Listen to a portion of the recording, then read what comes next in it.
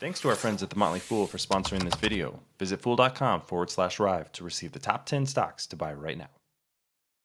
Ford and Tesla announced on Thursday that Ford vehicles are going to get access to Tesla's supercharger network, a big change for both companies. Opening up the Tesla supercharger network has been something that has slowly been happening.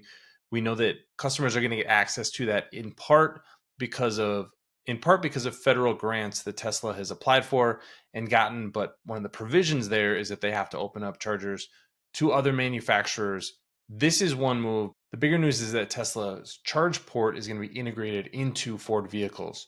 So let's go through exactly what was announced and what to think about this going forward. My name is Travis William. Thanks for watching Rive Investing. Please subscribe here on YouTube for all my content. And I want to start with the press release from Ford.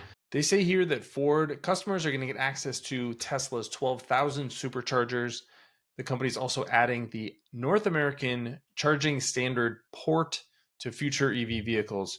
The big note there is that in 2025, Ford's next generation vehicles are going to get the NACS connector built into their vehicles, eliminating the need for an adapter. That's what customers that have EVs today are going to get next year, is an adapter to be able to use the Tesla superchargers. I thought this was interesting on a couple of levels. One, I think it sort of breaks down the idea that Tesla's supercharger network was a differentiator for Tesla because for a long time it was exclusive to Tesla vehicles. So the idea that you could charge your vehicle extremely quickly and that was primarily used by Tesla owners, but now the charging network itself is going to be opened up to other manufacturers, sort of breaks down the idea that that's a barrier to entry and a reason to buy a Tesla. If everybody can access the charger, then that's not really a differentiator for Tesla. But like I said, one reason for that may be that Tesla needs to make deals like this because they need to give access to their superchargers as part of grants that they're getting from the federal government.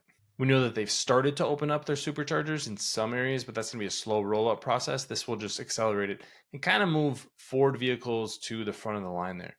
But I think this is also interesting compared to some of the other EV companies and results and announcements that we've seen recently.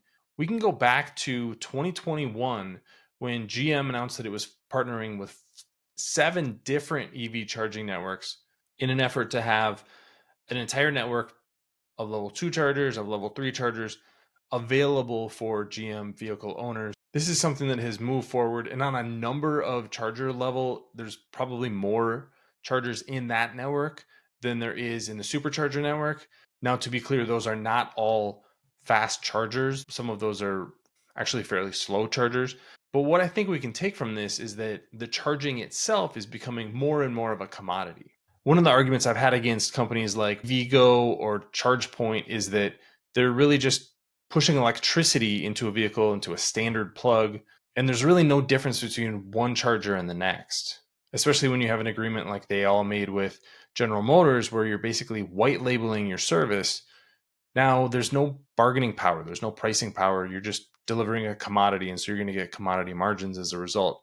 It seems like Tesla is actually accepting that the chargers that they have are not a differentiator either. One, by getting the federal grants to open up their chargers, and two, by opening up their chargers specifically to Ford vehicles with the custom adapter that they have. So the big takeaway here really is that charging is going to be a commodity going forward. We need to probably move to a point where there is a standard plug for everybody to be using superchargers or high voltage chargers, whether that's the Tesla design or whether that's one of the other designs that are out there. I think the industry will eventually coalesce around some sort of standard. That's typically what happens, specifically in electronics. But right now, the company's building these charging networks thinking that it's going to be proprietary and some sort of competitive advantage for them. That thesis seems to be breaking down. That's what I took away from this announcement. But what did you think? Leave your comments in the comments section below. Don't forget to follow Rive Investing. Thanks for watching, everybody. See you here next time.